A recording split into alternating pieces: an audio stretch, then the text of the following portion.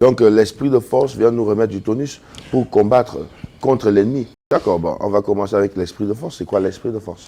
L'esprit de force, quand on regarde dans l'esprit d'Ésaïe, dans le 11e chapitre, qui sera mon texte de base, je vais lire les 2 premiers versets. « L'esprit de l'Éternel reposera sur lui ». Alors, il nous parle de cet esprit de Dieu. L'esprit de l'Éternel, l'esprit de sagesse, l'esprit d'intelligence, l'esprit de conseil et de force, l'esprit de connaissance et de crainte de l'Éternel. Mais dans le cadre de cette émission, Pasteur Rim, j'aimerais beaucoup plus parler de l'esprit de force parce qu'il est question d'être abattu. Alors évidemment, pour une personne qui est abattue, elle a besoin d'avoir la force, du tonus, se lever pour combattre et rétorquer contre les agressions de l'ennemi. Et je suis là pour donner cette bonne nouvelle. Donc l'esprit de force vient nous remettre du tonus pour combattre contre l'ennemi. Aujourd'hui, beaucoup d'enfants de Dieu semblent très désespérés, surtout face à certaines situations.